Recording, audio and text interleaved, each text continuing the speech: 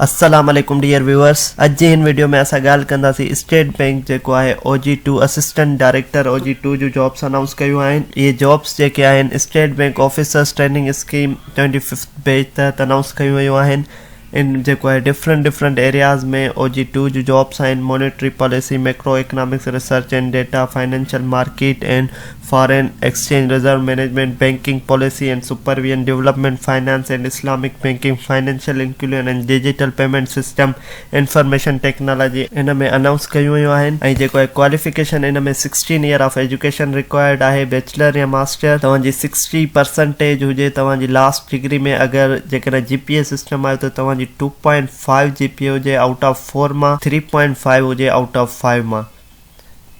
ऐं हिन में डिफरेंट फील्ड्स में को आहे डिग्री रखंदड़ कैंडिडेट्स अप्लाई करे सघनि था, जंहिंमें business administration, public administration, economics, commerce, finance, statics, data science, accounting, computer science, information technology, mathematics, human resource management, agriculture management, Islamic banking and finance, law, media and culture studies, philosophy and physics. In case of foreign degree equivalent certificate from हैक would be recognize. अगर कंहिं वटि foreign degree आहे त उनखे equivalent certificate hack वठिणो पवंदो। ऐं उहे कैंडिडेट्स भी हिन में एलिजिबल आहिनि जिन जो लास्ट सेमेस्टर हली रहियो आहे बैचलर डिग्री प्रोग्राम में या मास्टर्स डिग्री प्रोग्राम में, त उहे भी एलिजिबल आहिनि। अगर उन्हनि जी GPA according to requirement final examination में थी वेंदी त उहे भी इन में अप्लाई करे सघनि था। मैक्सिमम एज जेको आहे इन में 26 ईयर आहे। ऐं जेको आहे एज रिलैक्सेशन आहे फीमेल्स जे लाइ 3 साल। Candidates belonging to minorities and candidates from northern areas, Balochistan, Azad Jammu Kashmir and Gilgit Baltistan areas which were previously the part of FATA, जेको फाटा जो पार्ट हुयो,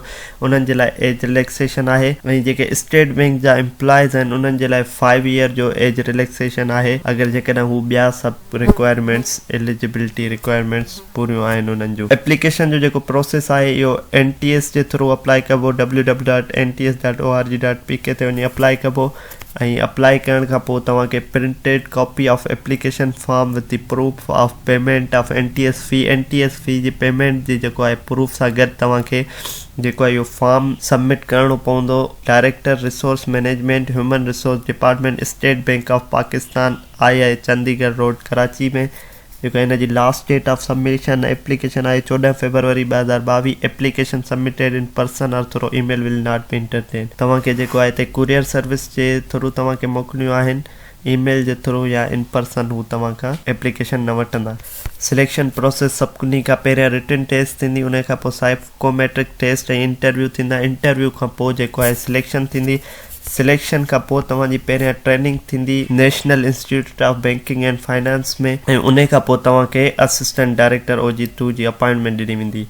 जॾहिं तव्हांजो ट्रेनिंग प्रोग्राम हूंदो त ट्रेनिंग दौरान तव्हांखे जेको आहे 41,000 स्टाइपेंड ॾिनो वेंदो। ऐं ट्रेनिंग खां पोइ जेको आहे सैलरी जेका 82,000 अलॉन्ग विथ अदर बेनिफिट्स तव्हांखे ॾिनी वेंदी।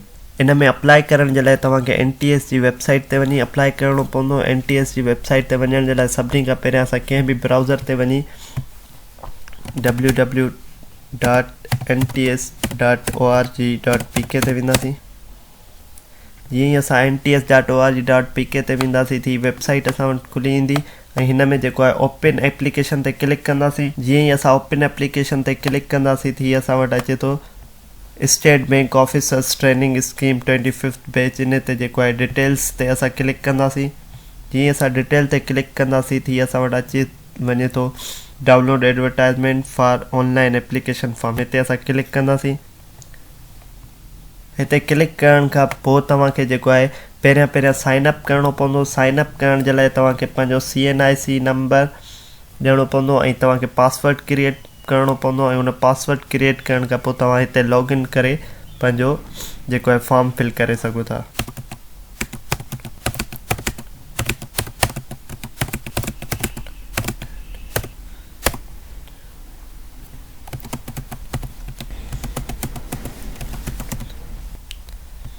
हाणे जीअं ई असां हिन ते क्लिक कयोसीं, साइन अप कयोसीं त हीउ ॾिसो अची वियो प्लीज़ लॉगिन टू कंटिन्यू। हाणे हिते असां लॉगिन कंदासीं।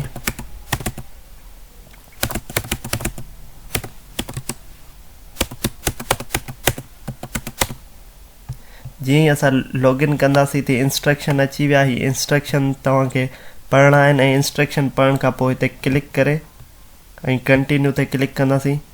तव्हांखे इंस्ट्रक्शन पढ़ना आहिनि, जेके तव्हां इंस्ट्रक्शन पढ़ी छॾिया आहिनि तव्हां ओके ते क्लिक कंदो। हाणे हीअ एप्लीकेशन फॉर्म आहे, इन फॉर्म खे तव्हांखे फिल करिणो आहे। जेके बि फील्ड्स आहिनि इहे सभु पूरियूं करे ऐं तव्हां जीअं ई हिते लास्ट में अची सबमिट कंदव ऐं तव्हांखे जेको आहे PDF तव्हांजो फॉर्म जनरेट थी ईंदो। तव्हां PDF फॉर्म उनखे प्रिंट करे ऐं उनजे लास्ट में जेका स्लिप आहे उहा तव्हां ऑनलाइन या बैंक में पे करे तव्हां जेको आहे इनखे जेका गिवन एड्रेस आहे उन ते मोकिलींदा।